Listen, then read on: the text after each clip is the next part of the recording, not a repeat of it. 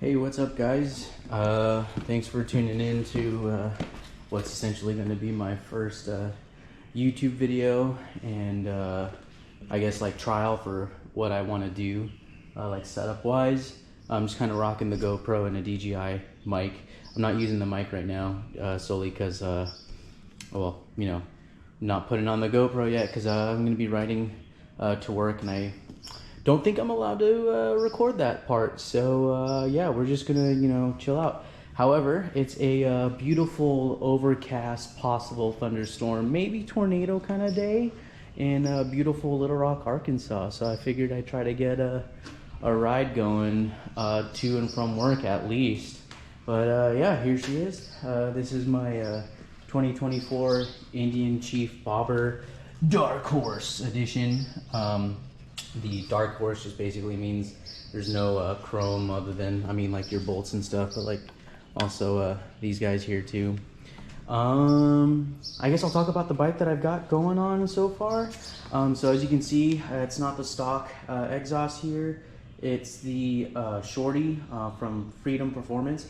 Highly recommend it. Also, you can kind of see right here that I put the quiet baffle in there. Solely because without the quiet baffle, it was ridiculously loud, and that might be for some people. It wasn't really for me, especially because like I don't want to be annoying around the neighborhoods and also at work. So I put in the quiet baffle, and I thought I was gonna regret it, and turns out I didn't. It sounds great the way it is, and I don't really get like headaches after long rides and stuff with it. Another thing I did is I changed the seat. So this, I didn't do the install myself. I had Indian do it because it came with the purchase of my bike. I was like, oh, tack on this stuff, and they decided to do it for me. So this is, I believe, the Syndicate seat. So compared to the stock seat, the seat kind of like angles downward, the normal one, and there's barely a lip on it, and it doesn't go into a passenger seat there.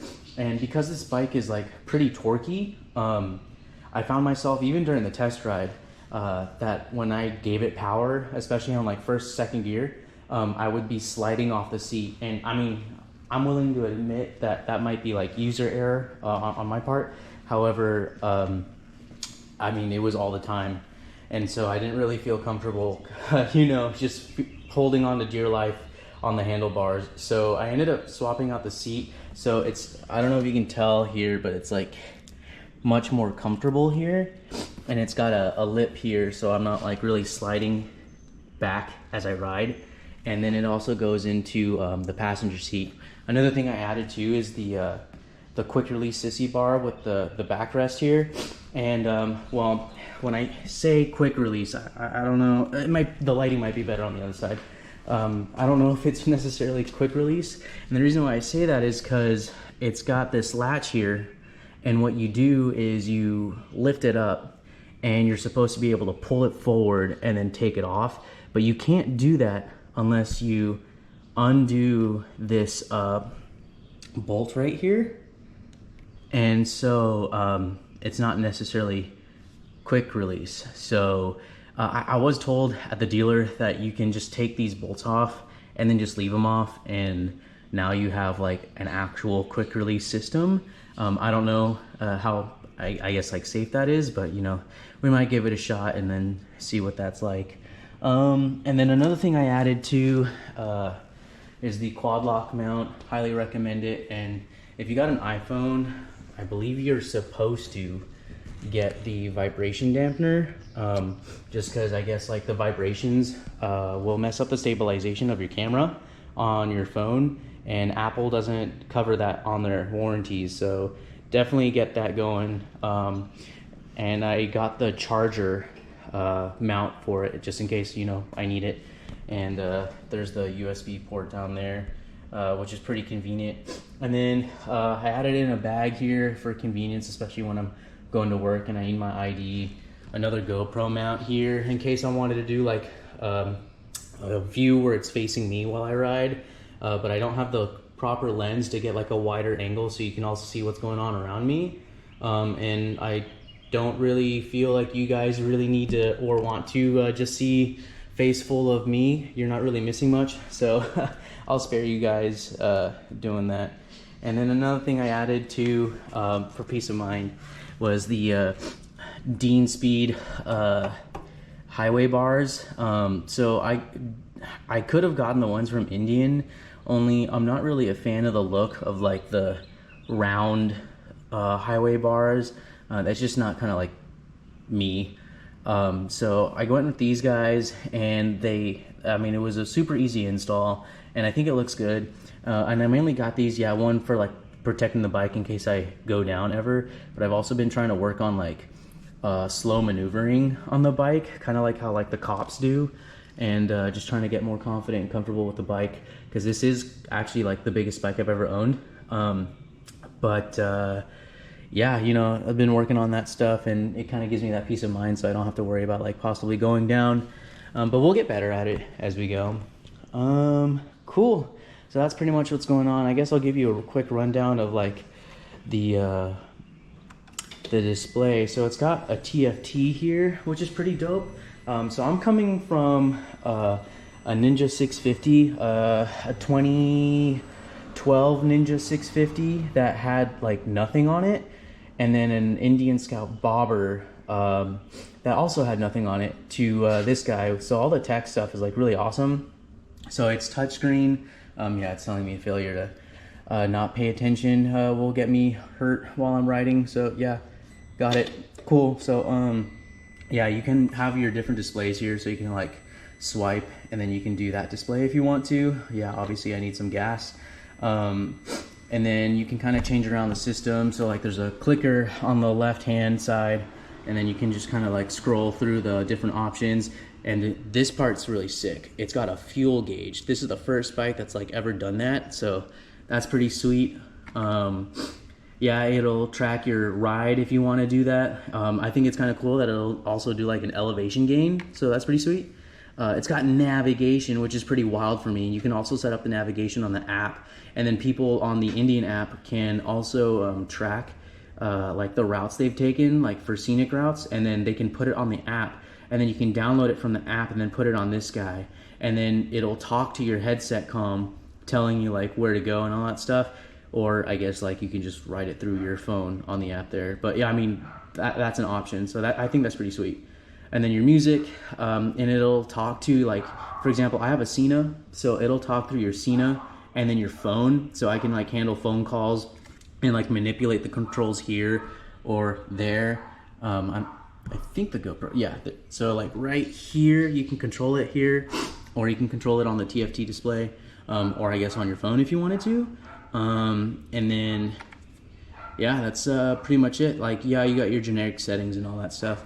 Something else that is pretty wild for me, coming from a bike that had like literally nothing on it, is cruise control. The one thing I don't like about it, I will admit, is I prefer if it was on this side here, just because like I got short stubby fingers, and like in the riding position, like it's kind of like weird to manipulate it from this position. But I mean, I've gotten used to it, but that's just my personal opinion. It's take it or leave it.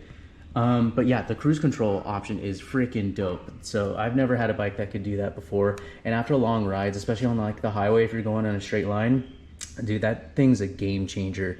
But yeah, kind of like what I was talking about earlier is I'm coming from a Ninja 650, and here, I'll save the battery here. But I'm coming from a Ninja 650 that had nothing. And by no means, I don't mean like that was like a crazy sport bike or anything like that. I think that it's a good starter bike, and I could take corners a little bit harder on that bike. And then I decided to sell it and then kind of change a lifestyle and try out the Indians, which I really enjoyed. So I had the Indian Scout Bobber, and I really liked riding that guy, but I couldn't take the turns as hard as I used to, I noticed. And then another thing too is, unfortunately, wrong choice of words. I signed my soul away to the Air Force, and I had orders to go to Mississippi for my first assignment, and so I couldn't move my whole like life and a car and a motorcycle. So I ended up selling the motorcycle, and like, yeah, I know not a real good financial decision to only have the bike for 7 months, but I did. And I did my time there. I went to training in Oklahoma, and then now I'm here in Little Rock doing the Lord's work. And well, you know, enjoying my time here. But when I deployed, I was like scratching that itch, like, man, I really miss riding a bike, man. Like, it's so much fun. I miss just being out on the road and kind of having that sense of freedom, you know?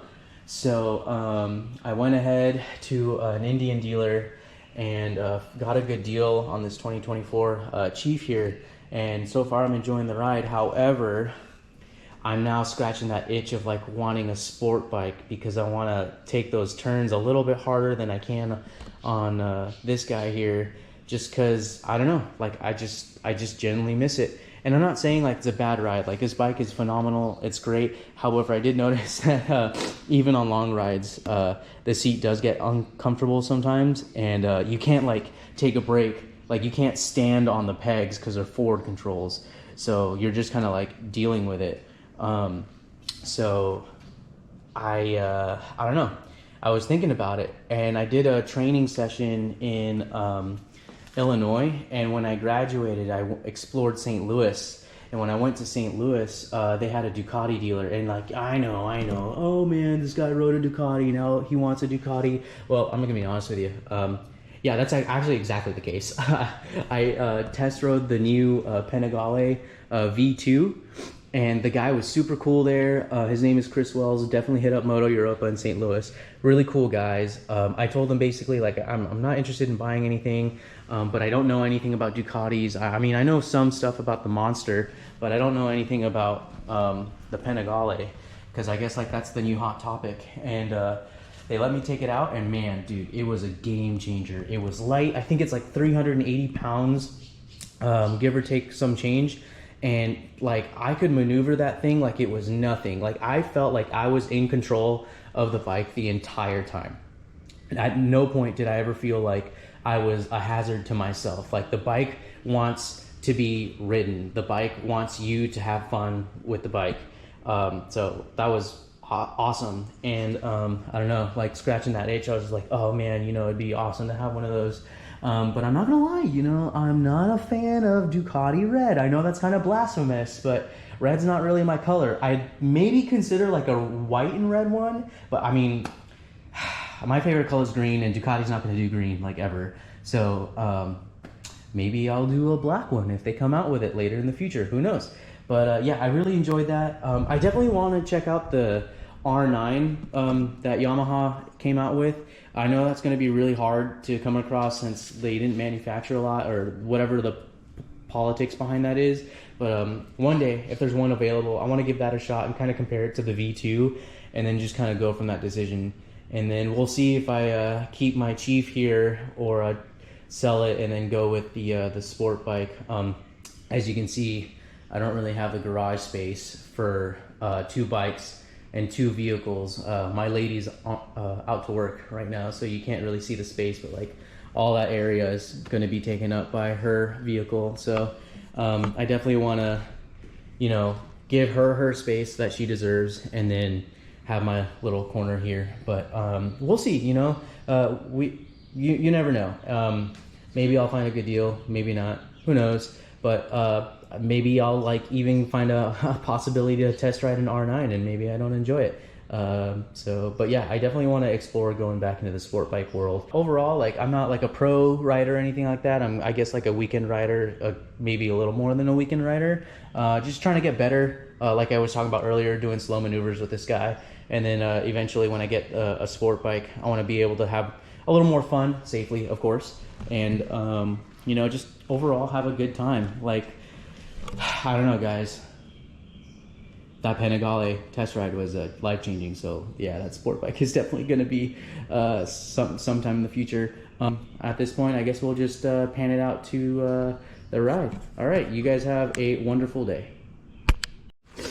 My bad, guys. I didn't show you what she sounds like with a quiet baffle. You guys are probably pretty curious about that. So let's go ahead and do that, and then we'll pan out to the group ride. Thanks for your patience.